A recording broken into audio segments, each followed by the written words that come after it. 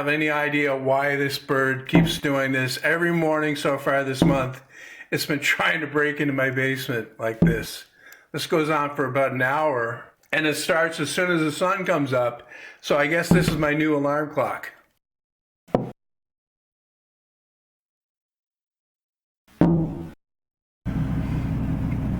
I think if I get them all lit up, I'll get a free man.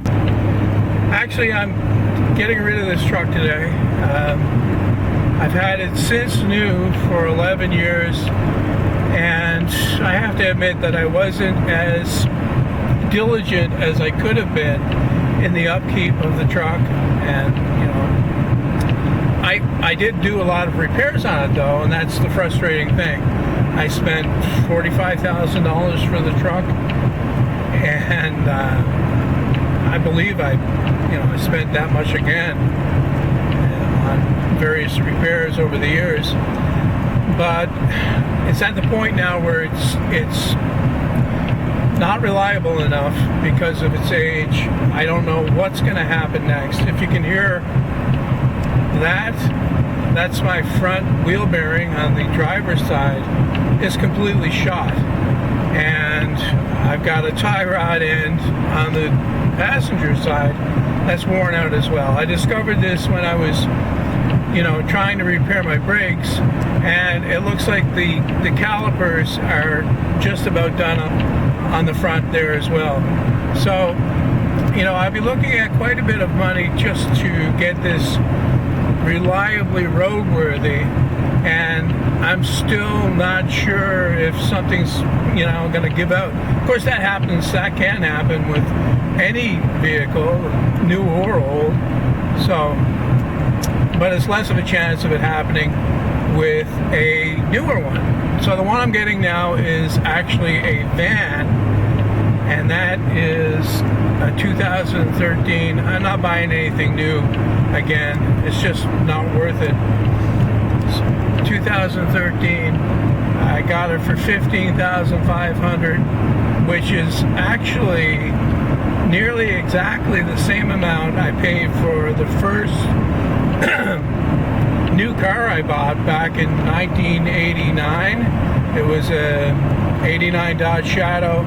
I paid $15,536 for it. These things you remember when you're young. It's a first experience, so you're going to remember that for the rest of your life.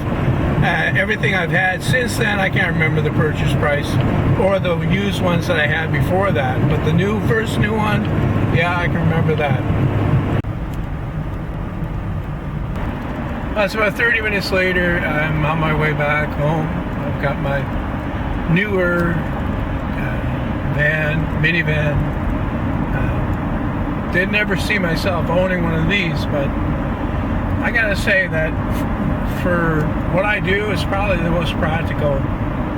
All of the seats fold down the back, so I've got a lot of space back there to carry whatever I want. It's limited by the weight, of course, but that little truck that I had there, that really wouldn't take that much weight either. From now on, anything that I really need that's bigger, I can get it delivered. That's not a big deal.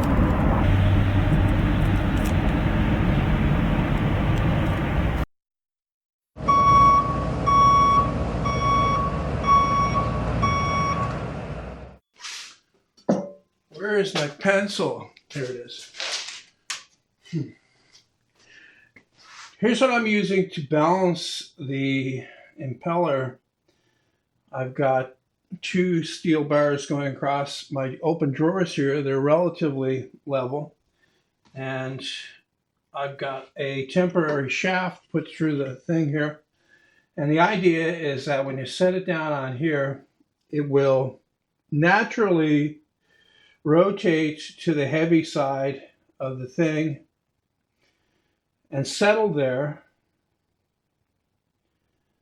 And that's what I've got here. I've got a mark put on here already to show them where that is. If I leave it right it'll stay there. But if I put it like this, it'll rotate down to it. Now what I do also is I turn this shaft just to make sure that there's no slight curve in the shaft that's creating this settling thing. And I check it again, and I get the same results. Now to balance it, I'm just going to drill a shallow hole, assuming I can find the drill bit here. This is the way it goes for me when I'm, doing stuff. The mess accumulates until I get it done. So I've got my mark here. I'm just going to drill in and make sure that I'm drilling into a part where there's not a vein.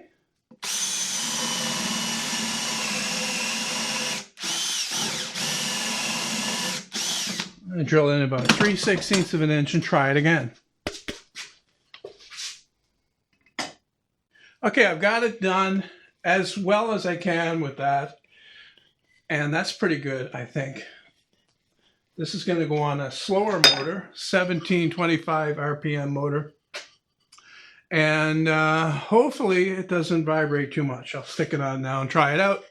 The way I made this, I put a small pulley on the back here and acts as the hub for the wheel. It's glued onto the MDF with construction adhesive, and then I put a bunch of screws all the way around to hold it in.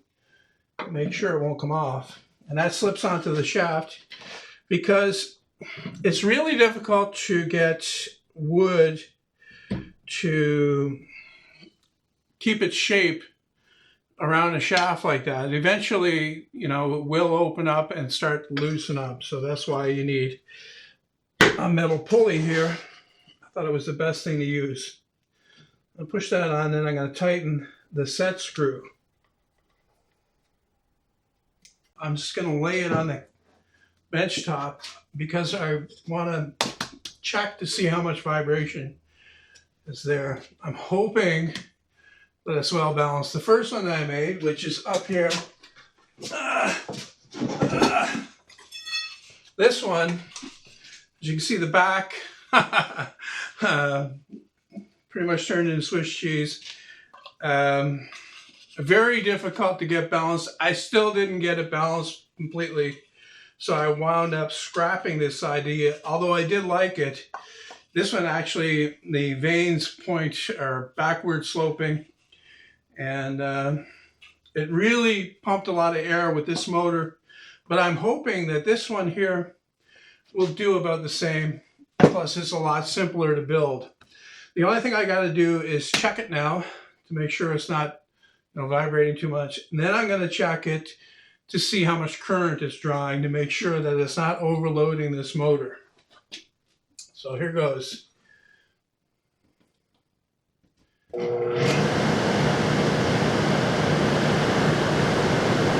bad.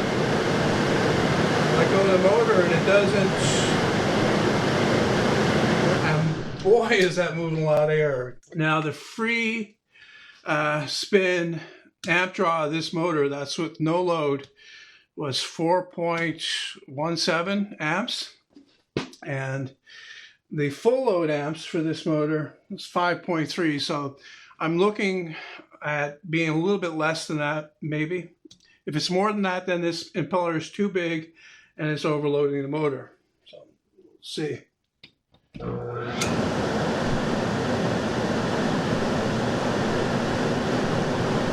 Perfect, actually. It's 5.13. I don't know if you can see that. I'll get in closer with the camera. I've got another one here that I made before this. I made this one after I made this impeller, and I spent a lot of time working on this. Built this one in the same way as this, except this impeller is 7.5 inches.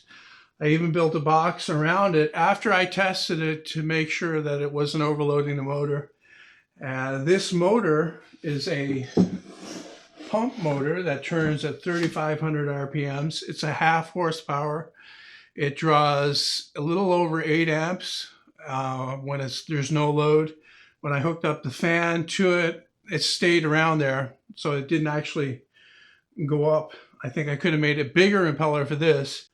I've got the cord switched over to this motor, and we'll start it up and show you how it works.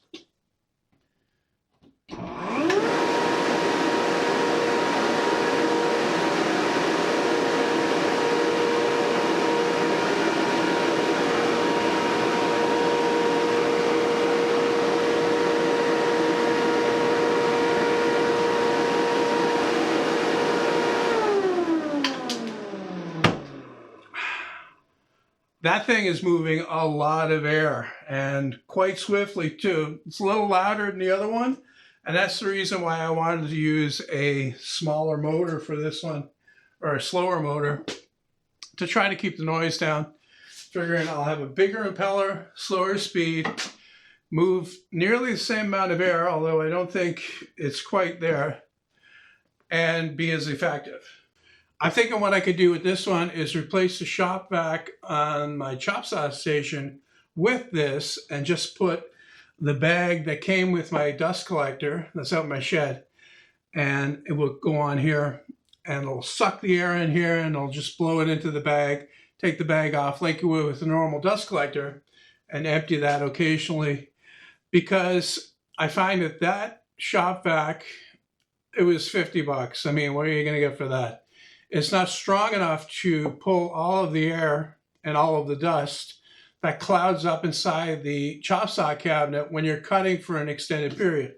So this would be just straight plug-in replacement. I think I would mount this right on the side of the cabinet so it would draw that right straight in. I'll put a bit of a mesh on here first to make sure that nothing got in, any birds or anything flew into it. That would be bad.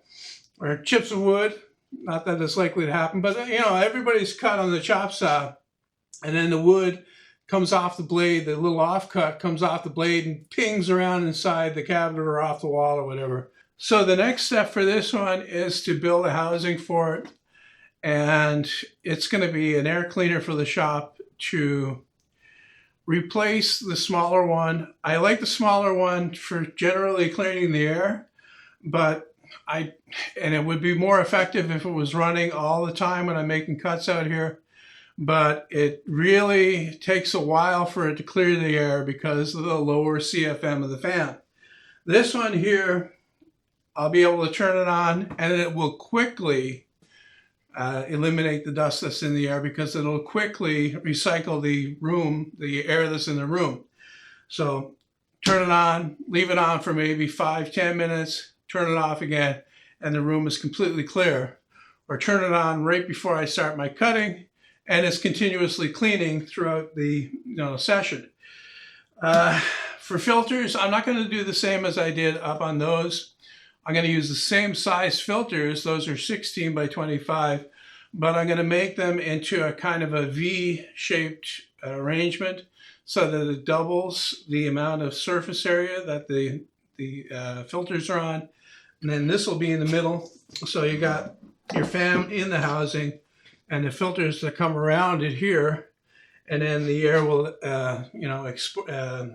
exhaust out the back through a single thing. No filter on the exhaust this time. This moves the air really rapidly, so I don't think I have to worry about that. Last project on this channel was this door that I made from a couple of people asked me what kind of wood it is. I think that it's hemlock, if I had to guess. I'm not, one of these people that can look at a wood and tell immediately what type it is, especially, all the varieties of softwood that you can get. But going by the pictures that you can see on the internet, looking at the grain, and especially the end grain here, this looks like hemlock. So yeah, that turned out well. I've done this a few times. One time in particular, I did a whole kitchen. I did the cabinet doors like this. The kitchen's still around to this day, still looks good. The advantage of this type of door is that it combines kind of a mortise and tenon type arrangement to keep the corners straight. You can do a miter in the corner. You can cut that profile and then do a miter. But to me, miter corner doors, they just look cheap. They don't look professional. They don't look the way that this looks. This looks classic, with the stiles and rails meeting at 90 degrees like that. And like I say, also, they interlock, so that keeps everything, straighter.